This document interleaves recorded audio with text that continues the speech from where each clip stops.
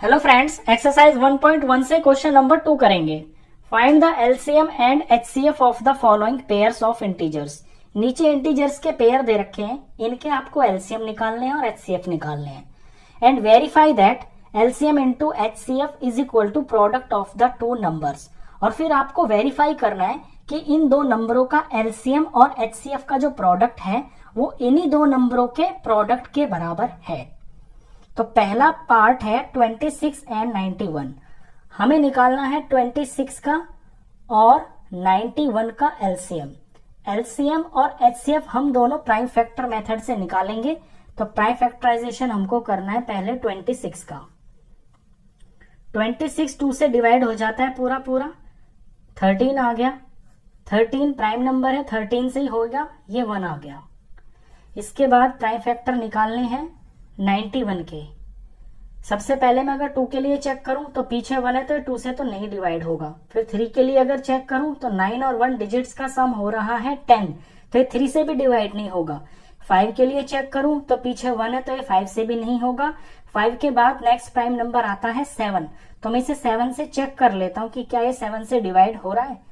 7 1 जा 7, माइनस करके 2 आ गया, ऊपर से 1 आ गया। 7 3 जा 21 और ये पूरा डिवाइड हो गया। तो 7 से इसे डिवाइड करेंगे तो 13 आएगा। 13 एक प्राइम नंबर है, ये 13 से डिवाइड होगा। 13 1 जा 13। अब इनके हम प्राइम फैक्टर्स को लिख लेते हैं। ये 2 इंटू में 13 हो गया और ये 7 इंटू में 13 हो गया। अब निकालते हैं इसका एलसीएम और फिर निकालेंगे इसका एचसीएफ। अब एलसीएम मैंने बताया था आपको कि एलसीएम के अंदर आपको ये देखना होता है कि जो नंबर आपका ज्यादा बार है उसी को उठा लेना होता है। यहाँ पे हमारे पास 2 7 और 13, ये 3 ही नंबर है। 2 है, 7 है और 13 है। 26 में और 91 में जो ज्यादा बार है उसको उठा लेंगे, बाकी को हम छोड़ देंगे। तो 2 में देख रहा हूं यहाँ पे एक बार है, यहाँ पे एक बार भी नहीं है। तो हाईएस्ट फ्रीक्वेंसी 2 की एक ही है, तो हम यहाँ पे एक बार 2 लिख लेंगे। इसी तरह 7 भी एक ही बार है हाईएस्ट, तो 7 लिख लेंगे। और 13 भी जो है हाईएस्ट यहाँ पर एक ही बार है, दोनों में एक एक ही बार है ना, तो यहाँ हाईएस्ट फ्रीक्वेंसी 13 की जो है 1 ही है। 2 इंटू 7 इंटू 13, इनका हम प्रोडक्ट करेंगे। ये प्रोडक्ट आ गया है 182। तो ये तो आ गया एलसीएम। एचसीएफ के लिए हमें पेयर बनाने होते हैं, यानी जो कॉमन नंबर होता है ना, 2 नंबर हो या चाहे 3 हो, यहाँ पे तो हमारे 2 ही नंबर है। दोनों नंबरों में जो कॉमन प्राइम फैक्टर होता है उनके हमको पेयर बनाने होते हैं। तो यहाँ पे 2 यहाँ है, यहाँ पे नहीं है। 7 यहाँ है, यहाँ पे नहीं है। 13 यहाँ है, यहाँ भी है।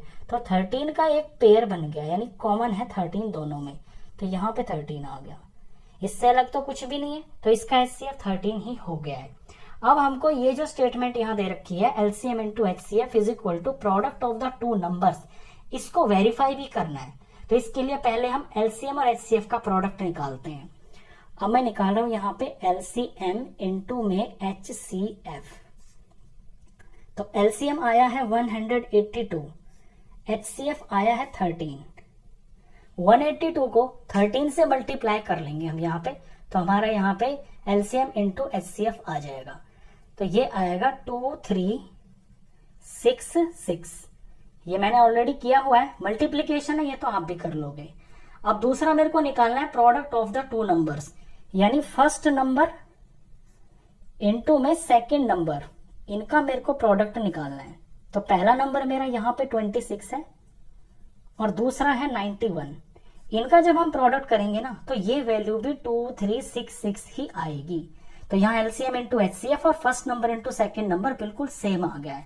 तो लास्ट में हम इस तरह से लिख देंगे, देयरफॉर एलसीएम इंटू एचसीएफ ये बराबर आ रहा है फर्स्ट नंबर इंटू में सेकंड नंबर, या ये भी लिख सकते हो आप बुक की तरह, product of the two numbers. ये हो गया इसका फर्स्ट पार्ट, तो ये हो गया वेरीफाइड। इसी तरह से हमको इसका सेकंड और